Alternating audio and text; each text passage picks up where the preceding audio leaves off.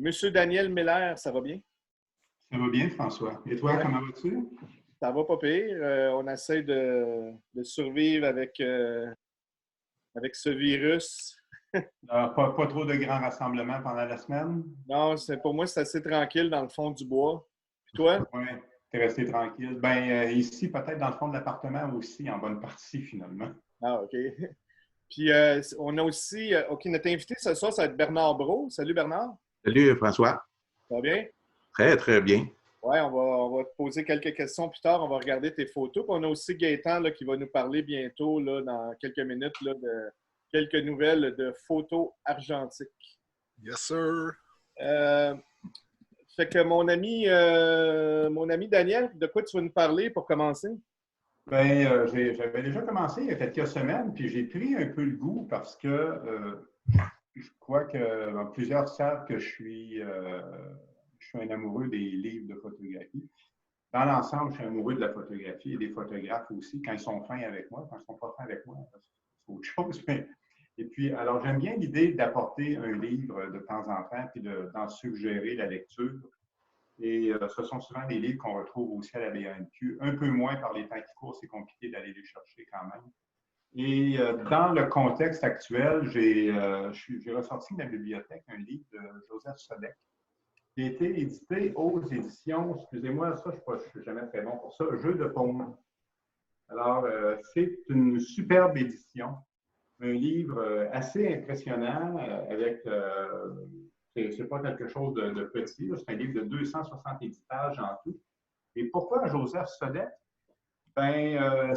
Joseph Sodek, c'est un photographe tchèque qui est né en 1896, décédé en 1976. Donc, c'est une période assez longue de photographie et il a commencé à photographier très, très jeune, là, un peu avant 1920, je crois, et il a photographié jusqu'à la fin de sa vie, complètement, dans des conditions particulières. Il avait une condition physique particulière aussi, donc qui ne lui permettait pas, surtout dans les dernières années, de se déplacer avec autant de toute l'aisance qu'il aurait pu vouloir avoir. Et ça a donné des images beaucoup plus de l'intérieur. Puis je pense au confinement qu'on vit présentement, compte tenu de la situation. Je considérais que de regarder un peu l'œuvre de Joseph Sodek, qui est un grand artiste, était quelque chose de vraiment intéressant. Alors, le livre s'intitule « Le monde à la fenêtre ». Donc, il n'y a pas seulement des images qu'il a fait à partir de la fenêtre de son atelier, mais il en a effectivement beaucoup en utilisant un peu la condensation sur la fenêtre, les différentes lumières et tout ça. C'est quelque chose vraiment à regarder, puis qui nous ramène un peu à l'idée qu'il y a peut-être une création qui est possible aussi, même si parfois on est un peu restreint au niveau de nos mouvements. Et je pense, François, que tu es bien placé pour le savoir, là, compte tenu du coin dans lequel tu vis présentement, puis quand je pense aux dernières photographies que j'ai vues de toi aussi. Alors voilà pour cette semaine. C'était ma petite exploration. Oui, ça a été vraiment un livre intéressant. Je ne connaissais pas vraiment ce livre-là, là, fait que je pense que ça va être une lecture de la semaine. C'est un peu mon intérêt aussi d'amener parfois des trucs qui font en sorte que, bon, c'est pas fatalement tout le monde qui vont connaître, parce que souvent en photographie, on prend une direction bien précise. On a un intérêt plus particulier pour des images qui sont de type davantage, soit de reportage, de documentaire social, certains paysages. C'est sûr que oui, il y a des grands noms. Il y a des noms qui sont connus de façon beaucoup plus globale. Quand on dit Henri Cartier-Bresson, pas mal tout le monde sait de qui on parle, quoique encore là, on a encore des surprises. Et quand on parle de Joseph Sodek, on rentre dans quelque chose qui est peut-être un petit peu moins connu de façon large, malgré le fait que Sodek est un artiste de renommée internationale. Voilà. Cool. Puis mon ami Gaëtan, lui, de quoi il va nous parler? Écoute, moi j'ai deux petites nouvelles. Une nouvelle puis une bonne nouvelle. Je ne sais pas quelle image tu vas mettre en premier, mon cher, dans ce que je t'ai envoyé. Je pense que je vais mettre un petit peu. Je vais mettre celle-ci. On parle de quoi? On parle de ça. Et on parle de, c'est ça, la Fuji A-Cross. C'est pas une nouvelle parce que Fuji a annoncé la sortie de la version 2 de la Aircross 100 il y a déjà plusieurs mois. Elle était juste disponible au Japon cependant. Et c'est là environ quelques semaines, j'avais remarqué que Fuji USA l'avait mis à son catalogue. Et depuis, j'ai eu confirmation qu'elle est maintenant disponible là, dans la grande majorité des boutiques. Et d'ailleurs, il y a un de nos auditeurs que j'ai vu tantôt, Luc, que je salue en passant, qui a reçu justement aujourd'hui, je crois, là, quelques bobines de Aircross 2. Donc, j'ai bien hâte de voir ses commentaires là-dessus. Mais pour ceux qui ne savent pas, la Fuji Aircross, c'est un film qui est vraiment magnifique. Il y a très peu de grains, donc les gens qui recherchent une finesse au niveau de l'image, un sharpness intéressant, c'est un film qui est très, très cool. Et en plus, c'est un film qui, pour ceux qui aiment les longues expositions, c'est un film qui n'a pas d'effet de réciprocité en dedans de 2 minutes. Donc, si votre pose-mètre ou votre mesure de lumière vous donne un 30 secondes, un 1 minute, voire jusqu'à 2 minutes, vous n'avez pas à faire des ajustements pour l'effet de réciprocité jusqu'à 2 minutes. Donc ça, c'est vraiment intéressant, ceux qui aiment faire des longs temps de pause, des filets d'eau, des trucs du genre. Donc, disponible maintenant partout et je sais que, justement, selon ce que j'ai vu aujourd'hui via mon ami Luc, il a fait sa commande chez Photoservice. Donc, Photoservice en ont actuellement là, en stock. On voit Luc présentement nous montrer fièrement le film. Une question, Gaëtan, est-ce que c'est une pellicule qui est disponible également en grand format? Malheureusement, la première version l'était. La deuxième version est disponible seulement qu'en 135 et en 120 actuellement. Okay. Et fait cocasse, c'est que quand ils ont discontinué la Aircross originale, moi, ce que j'avais entendu dire, c'est que Fuji avait vraiment démoli tout ce qui était machinerie au niveau pour la faire. Donc, ils avaient abandonné l'idée de faire du film. Et ça se confirme parce que sur les boîtes de cette nouvelle version-là, c'est écrit « Made in UK ». Donc, c'est Ilford qui produit pour Fuji cette pellicule-là. François, est-ce que je peux poser une question? Bien sûr, Bernard.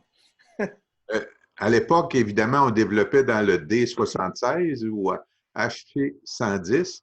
Maintenant, c'est dans quel révélateur sont développés les films? Ben, écoute, la D76 existe toujours, la HC110 aussi. La HC110, c'est un révélateur que j'utilise beaucoup personnellement. J'aime beaucoup aussi le Rodinal.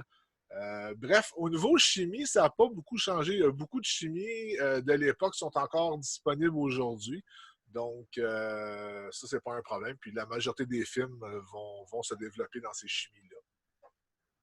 Merci. On passe à la prochaine nouvelle. Oui. Et la dernière nouvelle du jour, c'est la nouvelle Intrepid Black. Pour ceux qui ne savent pas, Intrepid, c'est une compagnie en Angleterre qui a été créée sur Kickstarter. Eux, leur idée, c'était de faire une chambre photographique 4x5, donc pour photographier avec des plans films 4x5. Et leur premier modèle, la version 1, c'était une caméra qui était toute en plywood. Sauf que la caméra se vendait que 250 livres sterling, donc à peu près 350-400 $. Puis à ce prix-là, pour une chambre 4x5, c'était vraiment très abordable et très fonctionnel. Dans le fond, hein, on sait une caméra, c'est juste une boîte où ce qui fait noir dedans pour qu'on puisse créer une image. Et ils ont eu différentes versions de l'appareil. Dans la version originale en bois, en plywood, sont rendus à la version 4. Et ça, c'est la plus récente version qui est sortie tout récemment. C'est une construction entièrement en aluminium et en impression 3D. Donc, tout ce qui est le front standard, le back standard, c'est tout en impression 3D, donc en plastique. Et on a la base qui est en aluminium. Donc, et encore toujours très abordable. Donc, même ce nouveau modèle-là, on parle d'environ 600 $ canadiens, ce qui est du jamais vu là, pour un appareil 4x5. Donc, ça, c'est un appareil qui me fait des beaux yeux doux dans ces temps-ci. Bon, ben, merci beaucoup, Gaëtan. Puis, Et est-ce qu'au niveau du poids, c'est quelque chose qui est très lourd ou de quoi ça a l'air? Pour la 4x5, la version noire qu'on a vue, elle pèse seulement que 1 kg. OK. Ce qui est exceptionnel pour un 4x5, encore une fois, parce que la grande majorité des 4x5 sont beaucoup plus lourdes que ça. Oui. Donc, c'était les nouvelles du jour. merci beaucoup, Gaëtan. N'oubliez pas de suivre le podcast de Gaëtan sur son émulsion. Ouais, ben le podcast se trouve sur Spotify. Faites juste taper Émulsion, puis vous allez trouver mon podcast. Une dernière question. Est-ce que l'objectif est compris ou si... Non, pas à ce prix-là. Mais les objectifs de chambre, c'est abordable. On en trouve dans les 200-300 très facilement. Et n'importe quel objectif peut faire. N'importe quel objectif de chambre pour faire du 4x5. Ouais. OK. Merci. Bon, ben, cette semaine, les amis, on reçoit Bernard Brault. On est vraiment content de l'avoir. Daniel, Bernard Brault, Bernard Brault, c'est quelqu'un que ce sont des images que je vois depuis des années. Je pense que j'ai le droit de dire des décennies, là, Bernard, quand même. Pas mal. Plusieurs décennies. À une époque où je n'avais pas encore de cheveux blancs. Ça vous donne Moi non plus. Et c'est un photographe de grand talent qui s'est promené beaucoup. Il me disait tout à l'heure, un peu avant, il dit bon, j'ai toujours resté pas mal dans le même coin au niveau de son pied à terre de vie. Et Bernard a fait le tour du monde. 12 Jeux olympiques, dont plusieurs comme athlète, qui disaient, mais je vais le laisser régler ça tout à l'heure avec vous autres, dans vos questions. Et c'est de longues années à la presse, quand même, comme photographe, avec une approche ou un intérêt majoritairement vers la photographie sportive, la photographie d'action, lauréat de nombreux prix. Et est-ce qu'on pourrait dire, Bernard, peut-être, ou je vais demander à François, parce que c'est toujours plus difficile de poser la question à la personne directement concernée, probablement le photographe ou un des photographes de presse les plus connus au Canada. Ouais, moi, je pense qu'il est vraiment connu, là, peut-être. Quand pas mal, pas mal. Et pour cause aussi, avec le talent. Ah ouais. Alors, Bernard, ben, à toi la parole un peu. Fait que, je sais que tu as quelques photos à nous présenter et tout ça, mais on est vraiment content de t'avoir et on l'apprécie, c'est un honneur. Bien, merci de l'invitation. Attends un peu, Bernard, je vais juste mettre tes photos. Oui, Bernard, ça fait combien d'années? Est-ce que t'as-tu dit combien d'années tu travaillais pour la presse ou t'as-tu travaillé pour d'autres médias ou, en gros? Oui, bien sûr. J'ai commencé ma carrière au Courrier du Sud en décembre 1976. Première photo publiée à l'hebdomadaire de Longueuil. J'ai été là quelques années. Par la suite, j'ai fait beaucoup de magazines, dont TV Hebdo, qui était un de mes bons clients, Coup de pouce. Début 80-81, j'ai commencé avec l'agence United Press Canada. On voit souvent des photos, plus maintenant, là, on voit les photos de Reuters. Donc, UPC était avant Reuters. J'ai collaboré avec Reuters quand UPC a fermé et la presse m'a appelé le vendredi 13 avril 84. C'était ma première journée officielle à la presse. Et ma dernière journée comme employé, c'était le 31 décembre dernier. J'ai signé une entente avec eux pour 2 ans de 85 jours par année pour 2020-2021. Donc, je ne suis plus employé permanent. Je suis sous contrat avec eux, avec des assignations pas mal intéressantes, sauf qu'avec la pandémie, j'en ai perdu quelques-unes, dont les Olympiques de Tokyo. Ah ouais. Peux-tu te demander c'est quoi la première photo que tu as publiée dans la presse? Tu t'en rappelles-tu? Oui, bien sûr. Dans la presse, c'était une scène de crime sur la rue Hochelaga, dans l'est de Montréal. À la même heure, c'était l'ouverture du baseball, match inaugural de la saison des Expos que je couvrais normalement. Donc, la presse, eux, m'ont envoyé la première assignation, c'est une scène de meurtre. Ma première photo publiée officiellement dans la presse, c'était le cadavre qui sortait sur une civière sur la rue Hochelaga. Mais ce qui est intéressant, une semaine plus tard, la majorité des gens vont s'en souvenir, qu'est-ce qui s'est passé le vendredi 20 avril, qui est communément appelé le vendredi saint? Il y a eu un match de hockey au Forum entre les Nordiques de Québec et le Canadien, où c'était les bagarres générales à pu finir. Fait que c'est un des matchs le plus mémorables de l'histoire au Forum, et j'étais là pour la presse. Wow! Est-ce que ce sont des moments d'exception que tu as vécu quand même, puis que tellement de gens auraient voulu vivre, tellement de photographes auraient voulu. Oui, évidemment, j'ai été vraiment choyé d'être à la presse parce que c'est un quotidien qui a beaucoup de budget, de moyens, qui m'a permis de couvrir autant d'Olympiques, beaucoup d'assignations. On a eu la chance de beaucoup voyager. C'est sûr que c'était pour moi quitter à temps plein, c'est une offre que je ne pouvais pas refuser. C'est comme un retour à la pige, comme à mes débuts. Oui. Puis effectivement, c'est ce que je voyais. Puis je me disais, c'est un choix très particulier à ce moment-ci de dire, bon, OK, je retourne à la pige, alors que ce que tu occupais comme fonction à la presse était probablement ce que tellement de photographes souhaiteraient éventuellement occuper un jour. C'est le rêve de plusieurs photographes journalistiques.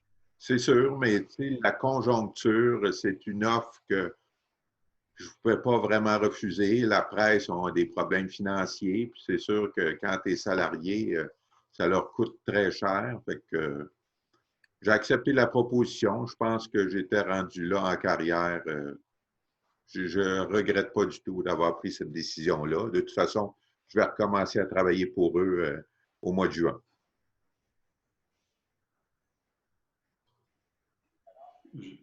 Je voyais qu'on disait, je regardais ça, je ne sais pas combien tu as fait de photographies dans ta vie, Bernard.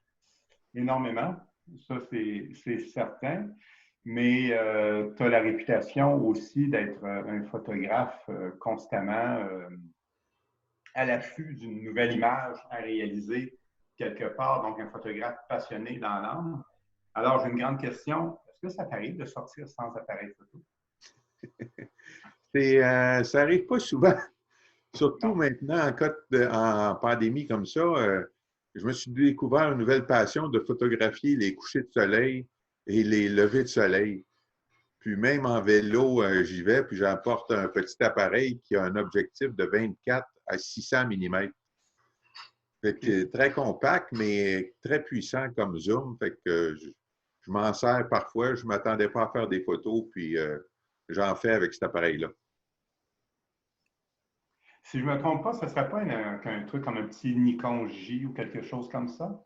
Bien, j'ai utilisé la série Nikon V1, V2, V3. Oui.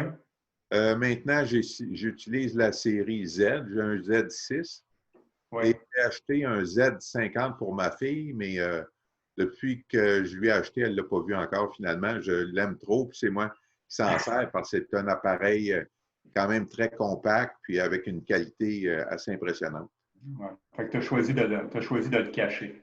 Oui, disons que je le garde avec moi tout le temps. OK. Il va y avoir, je vais poser des questions. Il va y avoir le questionnaire qui va être en ligne bientôt. J'ai juste quelques petits problèmes techniques, si vous me donnez quelques secondes. Je ne sais pas, Daniel, si tu veux continuer à poser quelques questions, s'il te plaît. Oui, certainement. J'allais dire, François, envoie-nous une autre photo, mais bon, on comprend. Bernard, tu as fait toutes ces années-là à la presse, mais comment en es-tu venu initialement à la photographie au début, concrètement? Comment c'est arrivé dans ta vie? Ben là, je vois Jean-François Leblanc. Est-ce qu'il m'entend? Oui, il t'entend. Oui, salut Jean-François. Bien, probablement que Jean-François est comme moi avec les livres d'Antoine Desilets, qui a été une grande inspiration pour beaucoup de photographes dans les années 70. C'est vraiment grâce à ces livres que je me suis inspiré, puis que je suis allé voir le Courrier du Sud à Longueuil, l'hebdomadaire. Je lui ai présenté au rédacteur en chef de l'époque 5 photos de hockey, hockey junior B. Et le mercredi suivant, j'avais ma photo publiée en page 1 avec mon nom. C'est là vraiment j'ai eu la piqûre, puis j'ai collaboré avec eux, comme je disais tantôt, plusieurs années. C'était assez simple comme début. Et surtout, en étant à Longueuil pour le Courrier du Sud, le député de l'époque, qui venait d'être élu, c'était René Lévesque. Et comme le journal était très indépendantiste, à chaque lundi que René Lévesque venait dans son comté, eh bien, j'allais le couvrir en photo. Puis, c'est plus comme les politiciens d'aujourd'hui, évidemment, où tout est contrôlé, là. Quand je ressors des vieilles photos, on voit René Lévesque qui fume, qui joue aux cartes. C'est des choses qu'on ne voit plus aujourd'hui avec les politiciens. Donc, j'ai été très chanceux d'avoir la chance de le photographier pendant quelques années. Avais-tu le sentiment qu'à l'époque, tu avais la possibilité d'aller chercher des images qui étaient peut-être davantage un documentaire réel? Ben oui, c'est sûr, parce que je regarde les Coupes Stanley, les photos des défilés des Coupes Stanley, entre autres 1978, où on voit les joueurs du Canadien dans des Jeeps sur la rue Sainte-Catherine, et tu vois Guy Lafleur avec Claude Mouton. Puis là, les gens étaient autour sans aucun policier. Tu vois, aucun policier sur les photos dans la foule. Même la Coupe Stanley était sur un camion, un 53 pieds. Et tu avais à l'arrière, je pense que c'était Serge Chavard. Et les jeunes étaient embarqués sur le camion. Il y avait une liberté, il n'y avait aucune sécurité. Il n'y avait pas plus de troubles qu'aujourd'hui où vraiment tout est contrôlé. Là, je regarde les photos de la Coupe Stanley 1993 où tu as des centaines de policiers autour des camions et les joueurs ne sont pas accessibles, évidemment, aux partisans comme ça l'était avant. Fait que les photos de l'époque étaient beaucoup plus intéressantes parce que tu avais un accès beaucoup plus facile qu'aujourd'hui. Peut-être que les joueurs de l'époque étaient un peu plus près, au fond, de la population. Donc, je pense que c'était l'époque que c'était comme ça, où maintenant, où même chaque joueur des Canadiens ne peut pas dire vraiment ce qu'il veut. Tout est contrôlé. On peut regarder quelques photos. Excusez-moi, les amis, j'avais eu quelques problèmes techniques pour diffuser live sur Facebook, mais là, ça devrait être redevenu à la normale. De toute façon, l'émission est enregistrée et vous allez pouvoir voir en ligne plus tard sur YouTube. On est prêt pour les photos, Bernard? Oui. On attend un petit peu. On voit une première. Donc, ça, c'est le début de la pandémie. J'ai commencé à illustrer la pandémie. En fait, la dernière journée que la saison de ski s'est terminée au Mont-Sutton, le 15 mars, j'étais là. C'était vraiment le début. Puis par la suite, j'ai commencé, je me suis dit, je vais illustrer. Je suis allé dans les centres d'achat qui se vidaient peu à peu. Je suis allé à Montréal photographier les rues vides. Donc, ça, c'était un mendiant sur la rue de la Gauchetière au début, en mars dernier. Est-ce que tu en as fait beaucoup de photos pendant la pandémie? Oui, écoute, au moins 5 jours par semaine, là. Ouais. Comme je suis allé photographier le gros avion qui est venu à l'aéroport de Mirabel, ouais. Des trucs, un peu de nouvelles, mais surtout, je me suis promené à photographier les rues vides, comme je disais, les couchers de soleil, les levées de soleil.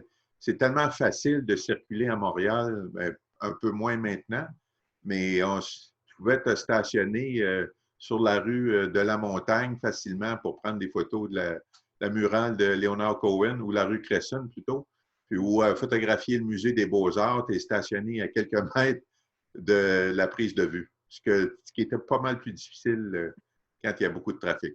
Ah, ça va. OK. On va faire un petit peu. On va y aller avec la prochaine. Portrait.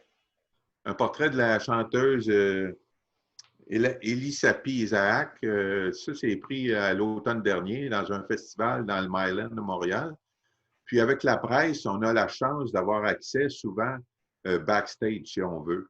Donc ça, c'était pris dans sa loge au moment où elle se préparait à aller donner son spectacle sur la scène, en lumière naturelle, photo simple. Cette photo-ci a gagné le prix Antoine Desilets du portrait cette année.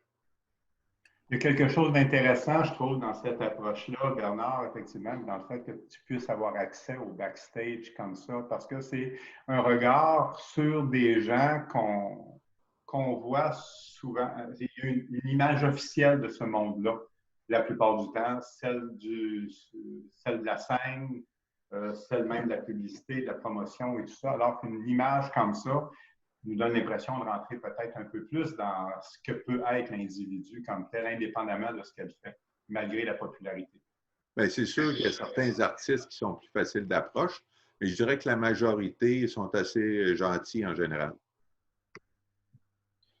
Question, est-ce que tu utilises beaucoup le flash ou tu travailles surtout en lumière naturelle? Bien, les flashs parfois pour des portraits, autrement en lumière naturelle tout le temps. Okay. Est-ce que le fait de travailler davantage en lumière naturelle s'est accentué avec l'arrivée du numérique, pour ta part? Pas pour moi, parce que j'ai toujours fait, même à l'époque, peut-être Jean-François va s'en souvenir, des films Tri-X où on développait dans l'AcuFine. C'était un produit qui venait de Chicago, parce que même Kodak, dans leur directive de film, de développement, c'était indiqué nulle part que tu pouvais pousser un film à 1600 ASA dans le temps. Fait que les photographes de presse avaient trouvé des moyens pour pousser un film à 1600 ASA, qui était pas mal le maximum qu'on pouvait aller à l'époque. Ça donnait quand même des résultats considérables. Oui, quand c'était bien développé, bien exposé, je trouve que la qualité était quand même bonne. Tu sais, aujourd'hui, il y en a qui me font rire. Quand tu achètes un appareil, il y a plusieurs personnes qui disent Hey, tu n'as pas 2 cartes dans ton appareil, ça ne te stresse pas de ne pas avoir 2 cartes? Quand on faisait des films de 36 poses en diapositive, disons qu'il y avait pas mal plus de stress qu'aujourd'hui avec des cartes mémoire qui ne flanchent pas à 100% du temps ou presque. Là. Écoute, on devient gâté avec la technologie. Là, dès que tu n'as pas de Wi-Fi maintenant, t'es pas ça. C'est quand tu retournes en arrière, vous le savez, vous en faites des films noir et blanc. Donc, c'est pas mal plus difficile de faire des photos qu'aujourd'hui. Oui. Prochaine photo. Oui, ça, c'est l'hiver dernier à la Coupe du monde de ski acrobatique au Mont-Tremblant. C'est un de mes sports favoris. Et si on revient en arrière, là, on s'imagine que faire de la photo sportive, des films de 36 poses en focus manuel avec un 300 mm 2.8, disons que si tu en prends 10, les 10 ont des chances de ne pas tout être envoyé. Que maintenant, avec les appareils à 12 images secondes, l'autofocus qui suit, bien, des chutes comme ça, j'ai une séquence d'une vingtaine de photos qui sont toutes envoyées. Bernard, dis-moi, pourquoi tu es devenu photographe de sport? Bien, c'est drôle. Bien, mon père était joueur de hockey professionnel dans les ligues seniors. Okay. Mais moi, je n'ai pas vraiment joué au hockey dans des ligues, même si lui a gagné sa vie à un moment donné avec ça. J'aimais beaucoup le magazine Sport Illustrated, les cartes de hockey. Ça m'a toujours fasciné. C'est comme ça que j'ai commencé. Ma première photo publiée, c'est une photo de hockey. J'ai toujours aimé beaucoup le sport depuis mon adolescence. Okay. D'ailleurs, tu pratiques aussi plusieurs sports, je pense, Bernard. Oui, oui. Je fais beaucoup de photos de ski. Donc, tu sais, pour faire des photos de ski, ça aide de savoir skier. Si tu vas aller dans les endroits les plus intéressants, je pratique le golf, je joue encore au hockey cosum, je me tiens en forme avec du cardio au plein air. Donc, il faut quand même être assez en forme pour être photographe. Et tu arrives à le faire en période de confinement? C'est plus difficile, là. Disons que c'est plus du vélo en ce moment, mais toutes les autres activités ont été annulées. Sans être du vélo stationnaire, on s'entend. Sur la rue. Okay.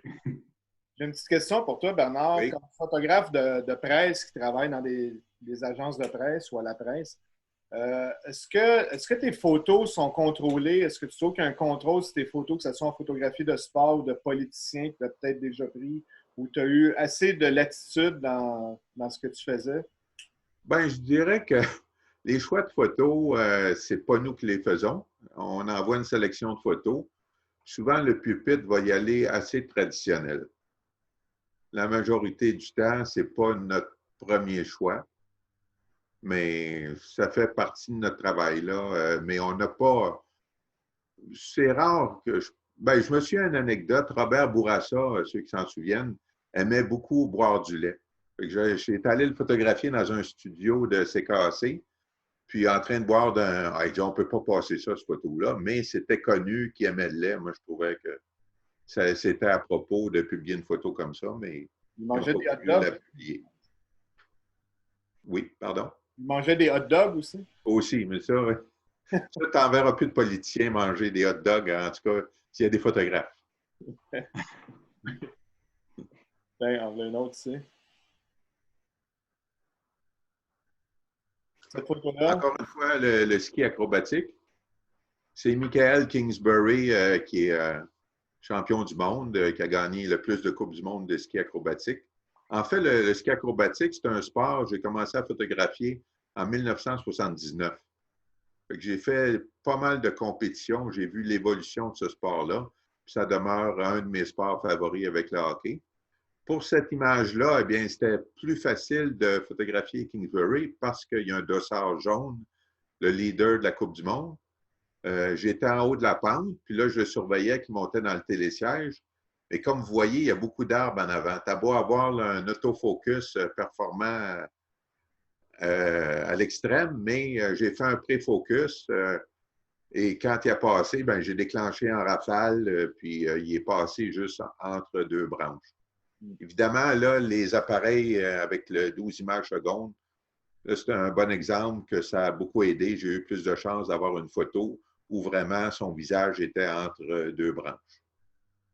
Quand tu vas faire un reportage comme ça de, par exemple, une compétition comme ça, combien d'appareils que tu as avec toi? Moi, je t'ai déjà vu au Centre Bell une fois. On s'était vu là, puis j'en revenais pas l'équipement que tu avais. Tu avais même ta petite chaise ou je sais pas trop là, pour t'asseoir. Puis... Donc, c'est pour ça que je suis chanceux. Je n'ai pas de problème de dos mais j'apporte toujours trop d'équipement. Mais la majorité du temps, je travaille avec un 200 à 500, zoom 200 à 500, 70-200 et maintenant sur le Z6, c'est un 14-30 mm. Pardon. C'est souvent 3 appareils, mais la majorité du temps, je dirais 2. Ouais. Les appareils sont de plus en plus légers aussi là, avec les mêmes. Oui, bien, c'est pour ça, j'aime aussi. J'ai réduit le poids parce que longtemps, on avait des 300 mm 2.8, mais ça, c'était rangé pour de bon, je dirais. J'ai utilisé un 200-400 f4 de Nikon très longtemps, là, vraiment. C'était un de mes objectifs de choix. Puis, depuis quelques années, Nikon a un 200-500 5.6. Mais comme les appareils sont très performants en haut ISO, ben, je n'ai pas de problème d'être à 5.6. Même mon 70-200 est à F4 maintenant pour réduire le poids. Good. Luc pose une question. Il te demande, est-ce que tu as une préférence de sport à photographier plus qu'un autre? Bien, le sport, j'ai photographié. Bien, si on commence, c'est vraiment les Olympiques, là. Les Olympiques d'hiver en particulier. C'est vraiment mon événement favori. Dans les sports d'hiver, ben, il y a le ski acrobatique. J'aime beaucoup le hockey, évidemment, avec les Canadiens que j'ai couvert depuis 1976. Puis, j'aime beaucoup un autre sport, c'est la boxe. C'est un des sports qui offre un bon challenge et qui permet des photos pas mal intéressantes souvent. Ouais. On a une autre question, Bernard, qui nous vient d'Alain, qui était Alain Lefort, qui était notre invité la semaine dernière, qui demande y a-t-il un changement d'approche à l'image depuis le film? Donc, dans la transition depuis la pellicule, maintenant au numérique, est-ce qu'on approche ça différemment? Bien, disons qu'on prend beaucoup plus, pour ma part, je prends beaucoup plus de photos. Puis tu peux essayer des choses différentes. Tu sais, avant, tu y allais assez traditionnel parce que tu n'étais pas sûr du résultat, tandis que maintenant, une fois que tu as ton résultat, bien, tu peux oser plus, puis la qualité te permet vraiment en bas ISO, en haut ISO, d'avoir des images que tu n'avais pas normalement parce que au début, quand je faisais le hockey, 1/500e de seconde, là, wow, c'était la vitesse pas mal la plus élevée. Et maintenant, quand je fais un match au Centre Bell, c'est 1/1250e de seconde.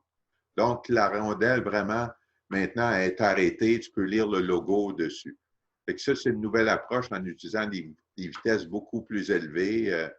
Les appareils qui ont les miroirs qui basculent. Donc, tu peux mettre ta caméra au sol puis voir vraiment ce que tu fais. Avant, on essayait ça, mais c'était pas mal au pif. Tandis qu'il y a beaucoup de choses sur les appareils qui te permettent d'avoir des photos je dirais, plus intéressantes maintenant. Est-ce qu'on peut considérer que la technologie a libéré un peu les photographes en ce sens-là? Ben oui, la technologie, tu sais, c'est... Maintenant, aussi, il y a la rapidité. Tu sais, tu vois ton image. Souvent, les médias veulent l'avoir très rapidement. Moi, je ne retournerai pas en arrière. C'est pour ça que je vous trouve courageux de faire encore du film, là. Mais dans mon travail, évidemment, le numérique, c'est 100% du temps, puis je ne retournerai pas au film. Il faut admettre aussi que la plupart d'entre nous ne font pas que du film. OK. Ouais. Puis je suis d'accord avec toi que dans certaines situations, le numérique est beaucoup mieux que le film. Tu sais, je ne me verrais pas faire du sport avec une caméra 4-5. Là, tu sais.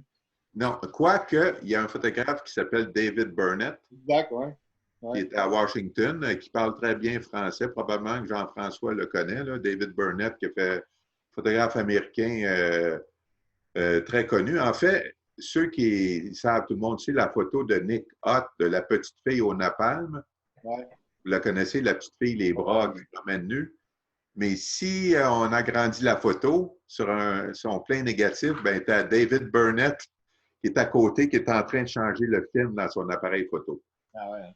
Fait que j'imagine que celle-là est en carrière et il s'en souvient, c'est sûr. Mais c'est ça, quand on voit David Burnett aux Olympiques, il travaille souvent avec un 4x5. Puis un photographe américain, quand il couvre les Grands Prix de Formule 1, il fait toutes ses photos au 4x5. Justement, il y a quelqu'un qui demande si tu aimes encore faire de la Formule 1 ou si tu en fais encore. J'ai manqué aucun Grand Prix du Canada depuis 1978, puis c'est sûr que c'est l'événement que je ne veux pas manquer dans l'année. Mais là, c'est possible que ce soit annulé cette année. Ouais. On va continuer avec les photos. Le temps passe. On a beaucoup de questions aussi. Fait que, on va continuer. Ça, je connais ça. Ça, c'est pas loin de chez toi, au Mont-Sutton. Ouais. Comme je disais, je fais beaucoup de ski, mais je n'ai pas une sortie en ski sans que je n'ai pas mon appareil photo, qui est dans un sac low pro devant moi, facilement accessible. Le seul problème, quand c'est -20, les batteries de ces petits appareils-là ne sont pas très durables. Il faut que tu changes plus souvent. Mais autrement, ça te permet de faire des photos rapidement parce que quand les skieurs, il y a beaucoup de belle neige, ils ne veulent pas trop attendre. Donc, comme ça, je suis assez rapide. Puis, souvent, j'ai des modèles skieurs que je connais depuis longtemps. Fait qu'on a une bonne entente sur la photo de ski. Mais cette photo aussi, c'est un skieur du dimanche là, que je ne connais pas, mais je trouvais que la lumière était vraiment belle à cette occasion-là. OK. Ça, c'est pris tout près de chez moi, à Longueuil, sur le fleuve Saint-Laurent. Là. On voit la ronde derrière. Ce gars-là, il s'appelle Johan Rock. C'est un ultra-marathonien. Puis, je l'ai connu par l'entremise de sa copine. Puis, lui, ce qu'il fait, il travaille au centre-ville de Montréal, mais il revient toujours à la course. Et comme ça, l'hiver, il traverse le fleuve où c'est gelé, la voie maritime. Puis, l'été, souvent, il le fait à la nage entre l'île Sainte-Hélène ou la voie maritime plutôt, et Longueuil. À la nage? À la nage, oui. Il traverse le pont de la Concorde, ensuite il se rend au bout de l'île Notre-Dame, là, puis il traverse la voie maritime à la nage. Fait que cette journée-là, c'était une journée de -15 environ, mais lui, il est en short. Fait que le temps qu'on fasse la session de photos, je peux vous dire qu'il commençait à avoir froid. Cette photo aussi, d'ailleurs, a été choisie par Nikon dans le dernier concours. OK. Le club des Z, qui appelle ça, là. Ouais. L'appareil Z6. Bien, tu vas peut-être m'aider à répondre à une question de Frédéric qui demande si l'ensemble de ton matériel est aux frais du photographe ou si les organisations en mettent une partie à ta disposition. Puis moi, je pourrais continuer la question par es-tu un ambassadeur Nikon? T'es-tu... Je suis pas. Disons, c'est une question qui est un peu délicate parce qu'à la presse, il y a 7 ou 8 ans, ils ont décidé de passer à Canon. Okay. Puis moi, je suis passé de Canon à Nikon quand j'ai eu ma permanence à la presse et ça ne me tentait pas de revenir à un autre système quand vous le savez que les systèmes, c'est différent, les zooms, les focus. Fait que, à la presse, il y a quelques années, ben, j'ai eu une bonne entente avec eux et ils me donnaient un montant annuellement et tous les appareils m'appartiennent maintenant. Et je ne suis pas ambassadeur Nikon officiellement, mais j'ai des bons amis sur place. Quand on peut emprunter des objectifs comme ceux qui sont membres du système NPS, c'est tout. Okay. Tu es membre aussi du NPPA, hein, je crois? Oui, je suis membre NPPA, National Press Photographer Association aux États-Unis, et NPAC, c'est canadien. Et à chaque mois, il y a des concours de photos dans différentes catégories, portraits, sport, nouvelles, etc. Et il y a 3 ans, j'ai gagné dans la région New England, premier prix, et dans l'Est du Canada la même année. C'est un prix intéressant parce que c'est le total des points sur différentes catégories sur 12 mois. Ouais. Oui. Ils ont un très beau magazine, NPPA, ils font un très beau magazine de photos, je trouve. Là, Oui, ils réussissent à publier encore en papier. Oui. On continue avec des belles photos. Bien, ça, c'est une photo prise. C'est un reportage cette année que j'ai fait pour la presse en Floride, à Crystal River. Je pense qu'il n'y a pas beaucoup de gens qui connaissent ça. Je n'avais aucune idée c'était où. En fait, c'est au nord d'Orlando. Puis les Lamentins vont se baigner à cet endroit-là parce que l'eau est chaude. Et ça, c'est pris avec une GoPro sous l'eau. On a passé 1 heure et demie. Ce qu'on voit, la jeune femme qu'on voit en rose, c'est la journaliste finalement. Fait que c'est un reportage sur la région dont tu peux aller nager avec les Lamentins. Quand je disais que la presse, on était choyé, ben ça fait partie d'une des assignations intéressantes, aller passer quelques jours en Floride. Belle photo, ça.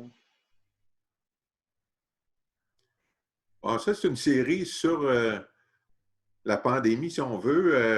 Avec une application, je sais où le soleil se couche, se lève. Je peux prévoir à l'avance.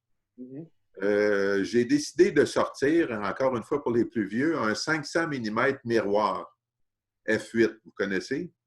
Oui. Mais c'était pas gros, là, c'est à peine gros comme ça. Écoute, ça doit dater de plus de 40 ans, certains, cet objectif-là. Évidemment, c'est en focus manuel. Puis, j'ai sorti ça sur mon boîtier D5, puis je suis allé me promener près de Saint-Hubert, où il y a une gare de triage. C'était pris en fin de journée, un vendredi après-midi du mois de mars. Est-ce que le fait d'être à ton compte maintenant, tu n'es plus avec la presse, tu te sens plus libre là, maintenant de tes journées, tu vas être plus libre, tu fais plus ce que tu veux? As-tu des projets? Bien, c'est incroyable parce que je n'ai pas vraiment connu ça, ayant travaillé tout le temps. Mais là, je suis content de finalement faire les photos qui me tentent à l'heure qui me tente. C'est sûr que ça ne rapporte pas d'argent, mais j'adore ça, faire ça. Puis j'ai un ami qui vient avec moi. On se donne rendez-vous à 5h moins quart le matin pour le lever de soleil ou pour les couchers de soleil. Fait que je trouve ça intéressant. C'est comme si j'étais dans un club photo. J'ai l'impression de revenir à l'arrière. As-tu le sentiment, Bernard, que ça t'apporte une certaine liberté créative? Bien, c'est sûr que la presse avait quand même une liberté, mais c'est une liberté sur des assignations prédéterminées. Je pense que le fait qu'il y ait maintenant une pause dans les spectacles ou toutes les activités, ça me fait moins mal au cœur de ne pas couvrir, comme j'ai fait beaucoup de spectacles et d'autres choses, mais là, le fait qu'il n'y en ait plus, bien, on dirait que pour moi, ça tombe bien dans le fait que je puisse faire d'autres photos intéressantes sans rien manquer, évidemment, de hockey ou d'autres choses. Okay. As-tu un petit projet qui s'en vient personnel? Ou Les photos que je fais présentement, c'est pour publication dans un livre. Okay. Il y a un éditeur qui m'a approché, puis tout roule à date. Là, ça va être un livre qui va être publié avec mes photos sur la crise du virus au Québec. Cool. Là, une autre belle. Ça, c'est-tu toujours dans le même projet de... C'est dans le même projet. Ça, c'est la co-cathédrale Saint-Antoine et le stade olympique. Évidemment, ils ne sont pas un derrière l'autre, mais les puissants téléobjectifs, ça donne ça comme effet. Ouais. Et cette photo-là, ce n'est pas la première fois que je la fais, j'ai retrouvé des négatifs datant de 1977 avec la même prise de vue. Sauf que le mât du stade arrivait à la hauteur juste en bas du toit, en fait, presque à la hauteur du toit de l'église. C'était une photo intéressante. Ça, c'est pris tôt le matin. Et là, j'ai déjà prévu d'ici, on est le 14, probablement autour du 20, le soleil va se coucher directement derrière le stade et l'église Saint-Antoine. Ah ouais. On va souhaiter qu'il y ait du soleil, pas de nuages cette journée-là. Puis je me demande, je vais peut-être même aller plus loin. J'en ai fait une le même matin, près de Saint-Hubert, car le chemin Chambly, qui est une des plus vieilles routes au Québec, sinon la plus vieille, tu vois exactement en ligne droite la cathédrale, la co-cathédrale, puis le stade olympique en arrière. Tout dépendant en te plaçant dans la rue. Évidemment, il faut que tu ailles en plein centre de la rue. Fait que c'était agréable quand il n'y a pas trop de circulation. C'est beaucoup plus facile. Combien d'heures tu passes par jour, à peu près, comme dehors, puis faire ta post-prod, puis tout ça? Bien, je dirais, je me suis pris un rythme, là. Je fais les photos le soir, puis j'édite le matin. J'édite pendant 1 heure environ. Puis le soir, ce matin, je suis parti de chez nous à 4h30. Je suis revenu à 6h le matin. Fait que c'est à peu près 2 heures, 1h30, 2 heures de photos. Des fois, je vois juste pour le coucher de soleil un petit peu avant. Bien, des fois, évidemment, j'ai fait d'autres endroits à l'aéroport. Quand je suis allé photographier de gros avions à Mirabel, ça, c'est un peu plus d'heures, mais je ne passe pas tant d'heures que ça sur la photo. Une autre photo au coucher de soleil, j'imagine. Oui, ça, encore une fois, c'est pris de Longueuil. Il y a un endroit que je vais depuis quelques années. En fait, l'endroit fond à vue d'œil parce que c'est une butte de neige. Pour avoir la même photo, il faut que tu ailles assez tôt au printemps parce que sinon, tu vas être trop bas puis l'édifice, la place Ville-Marie, ne sera plus rendu au même angle. Il y a beaucoup de trucs à Montréal, d'édifices qui sont colorés aux couleurs de l'arc-en-ciel. Ça donne vraiment un beau look. Il y a aussi une chose que je faisais pratiquement jamais avant, faire des photos avec un trépied. Ah. Commence à y prendre goût. Ben oui, hein. Moi, comme je dis, c'est le meilleur ami à 3 pattes de l'homme. Je viens de le découvrir. Il y a peut-être un ralentissement, peut-être aussi dans la situation dans laquelle tu te retrouves en étant pigiste, en étant à ton compte, puis au fond, en étant à ton propre rythme. Peut-être, est-ce que je me trompe si je dis que tu prends davantage de temps pour certaines images ou tu sens que tu as davantage de temps? Oui, évidemment, là, comme Jean-François, il en a fait des assignations pour des quotidiens. C'est souvent 3, 4 assignations et plus par jour. Donc, on n'a pas toujours le temps. Il faut opérer rapidement. Maintenant, c'est comme le temps est beaucoup moins important pour moi. J'ai beaucoup plus de temps. C'est pour ça que je peux aller à l'heure précise pour faire la photo avec la plus belle lumière, ce qu'avant, on ne pouvait pas nécessairement faire quand tu travailles pour un quotidien. Est-ce que c'est plus difficile de travailler sans assignation? Faut s'auto-assigner. Moi, ce que je fais, c'est assez du truc léger, là. J'ai fait, il y a un samedi, je suis allé à Outremont quand les Juifs faisaient leur prière, mais j'ai vu des photos de Jean-François dernièrement, là, qui a été prises la semaine passée ou cette semaine, qui a eu des rassemblements qui étaient pas mal intéressantes, mais le samedi, les Juifs, à ce moment-là, ils n'allaient pas dans les synagogues, fait qu'ils priaient sur la rue. Ça, c'est une auto-assignation que j'ai trouvée par moi-même. Les photos de Jean-François ont été publiées dans Le Devoir hier, c'est ça, Jean-François? Oui, exactement, oui. Ils ont été prises, non, ils ont été publiées aujourd'hui, mais je les ai prises hier. OK. Ouais. C'était la fête, je ne me souviens plus du nom, là. C'est Lac Baomer. OK. Puis il y a eu des rassemblements illégaux, si on veut. Oh, ouais, mais ils ont pas, les policiers ont quand même été corrects, là. Ils ont seulement donné des contraventions pour le bruit, qui OK. est beaucoup moins cher que pour Oui. les rassemblements illégaux. Mais il y avait aussi quand même les Juifs hassidim avaient installé une corde. À tous les 2 mètres, il y avait une qui était, il y avait elle était peinte en rouge. Donc, pour pouvoir bon, danser, là, parce qu'il y a de la musique à l'extérieur et tout ça, puis, il y avait quand même tu sais, planifié puis prévu de respecter les règles, mais c'est sûr que, bon, tu sais, ils se retrouvent des centaines dehors avec des enfants, puis les familles, ben, tu peux pas contrôler ça, là, tu sais, c'était ça où ils restaient en dedans, tu sais, mais eux autres ont décidé de sortir, puis bon, c'est... C'est des bonnes photos. Ils sont en ligne sur le site du Devoir aussi, tes Oui, photos? Ah, oui, ok. oui, ils sont en ligne, oui, tout à fait, puis... On va aller voir ça. Ça, c'est des choses qu'on n'aurait pas vues, je pense, sur la rue s'il n'y avait pas eu la crise. Effectivement. Normalement, ils font ça Il dans y a les deux- synagogues ou? Comment? Oui, c'est ça. Ça se passe plus dans les synagogues. Mais il y a 2 ans, il y avait. Cette fête-là revient tous les ans. Puis en 2018, Montréal, et c'est international, hein, puis Montréal était la ville haute qui recevait les Juifs de Hassidim, cette communauté religieuse-là. Et il y avait des milliers de, de ces gens-là, de cette communauté-là à Montréal. Puis là, j'avais fait aussi pas mal de bonnes photos. Puis là, c'était vraiment à l'extérieur. Ben, il n'y avait pas évidemment de COVID, là.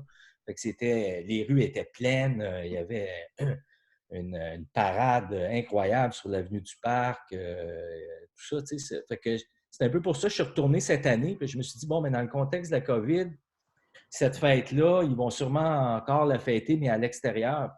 Fait que j'ai guessé, puis bon, mais effectivement, je veux dire, quand je suis arrivé sur la rue Hutchison, il y avait déjà plein de monde dehors, puis ils sont abordables à ce moment-là, tu sais, au niveau de la photo. Sinon, c'est difficile de les photographier, ces gens-là, tu sais, ils n'aiment pas ça, puis ils semblent comme des animaux de zoo, là, tu sais, c'est un peu compréhensible. Mais là, dans des contextes comme ça, ben là, c'est le temps de faire des photos, tu sais, parce qu'ils sont ouverts. Ben, ben, c'était très bien réussi. Puis surtout, ils sont quand même assez photogéniques, là. Ah, tout à fait, oui. On va juste, il ne reste plus beaucoup de temps pour l'émission, mais je vais juste finir avec des photos de Bernard. Tu as fait quelques photos de rue, je pense. Oui, ça, c'est à Soweto, en Afrique du Sud. J'ai la chance, bien, encore une fois, je parle de la presse, là, Ouais. mais la presse a eu une entente avec Traditour pour organiser des voyages avec des photographes amateurs en Afrique du Sud. Puis, j'ai eu la chance d'y aller 2 fois. Donc, celle-ci, en plus, le guide local demeurait à Soweto. Fait qu'il nous a emmenés dans un des quartiers. Je ne suis pas sûr qu'en tant que touriste, on rentrerait là facilement sans problème, là. Mais cette journée-là, le guide local est venu nous montrer son école. Écoute, on a eu la chance d'aller là. Moi, je trouve que c'était le highlight du voyage. Tu sais, il y a beaucoup de gens qui étaient mal à l'aise de voir les gens de Soweto vivre dans des bidonvilles très pauvres, là. Mhm. Mais il y en a qui n'osaient même pas prendre de photos. Mais au contraire, les gens étaient tellement contents de nous voir, fiers de montrer ce qu'il y avait, même s'ils n'ont pas beaucoup. Fait que cette photo-là a été prise lors de cette journée-là. Très belle photo. Celle-ci aussi que j'aime beaucoup, c'est à Cuba, ça, je pense. Hein? Oui, à Cuba. Ben lui, c'est plus. Je suis allé l'an dernier pour la première fois. J'ai fait une exposition avec mon ami Stéphane Champagne de Granby.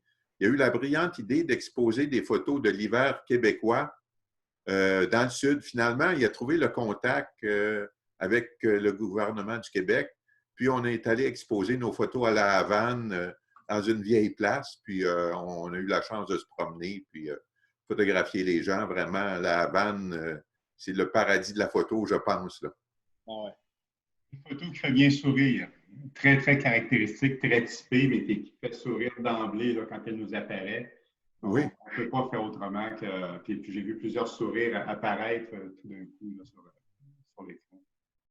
C'est la dernière photo que tu nous présentes ce soir, Bernard? Bien, ça, c'est. C'est pas un safari en Afrique du Sud.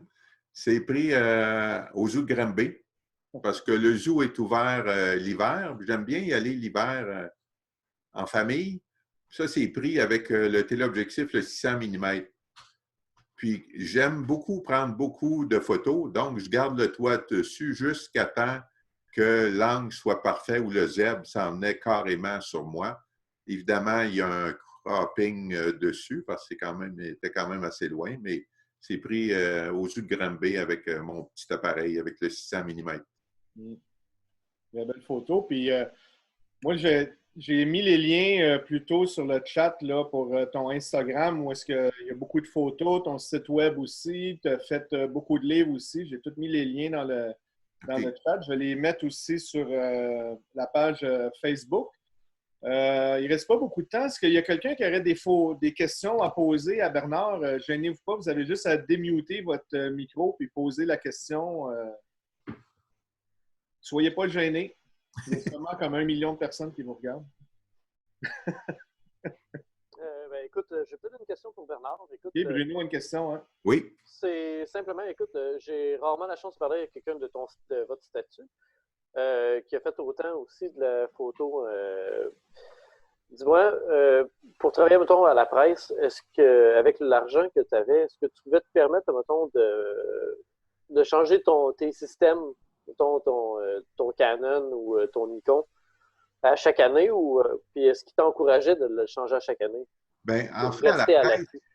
Pardon? Excuse. Pour rester seulement aux frais de la technologie. Donc, je suis comme le mouton noir au niveau de l'équipement parce qu'à la presse, tout l'équipement est fourni par la presse. Tous les photographes sont équipés avec 2 boîtiers, quelques objectifs, c'est payé par la presse. Mais moi, j'ai toujours été assez autonome parce que je veux toujours avoir des puissants téléobjectifs avec moi parce que les objectifs, comme une 400 mm, doivent rester à la presse. Si tu en as besoin, il faut que tu ailles la chercher, il faut que tu reviennes la porter. Fait que moi, je préférais toujours avoir mon équipement avec moi.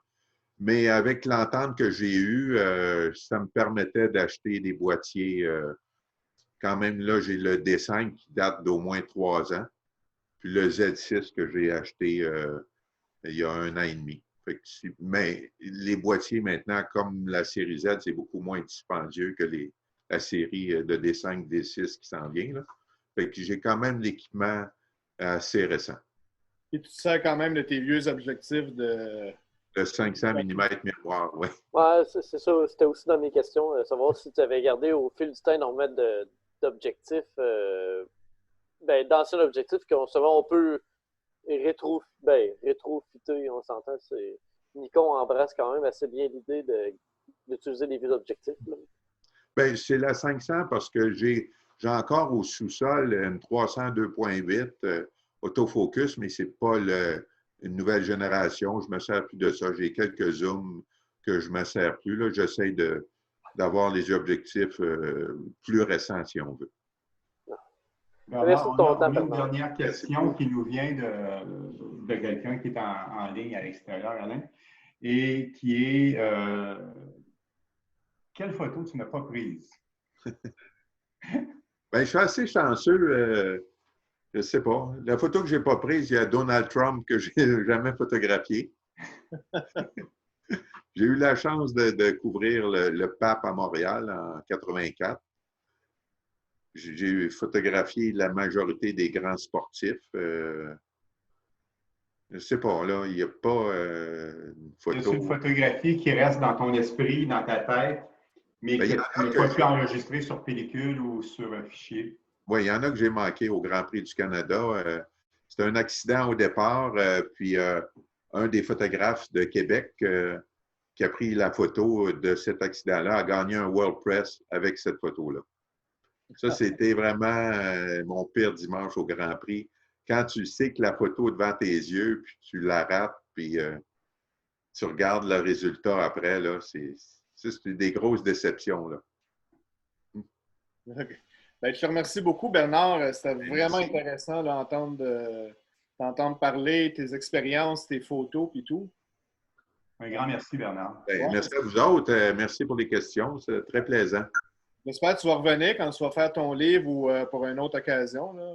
Je vais être juste à communiquer avec moi, ça va me faire plaisir. On retient ça. La semaine prochaine, on va avoir avec nous Michel Depaty. Et puis, je ne vous en dirai pas plus sur Michel, mais avec une approche photographique totalement différente.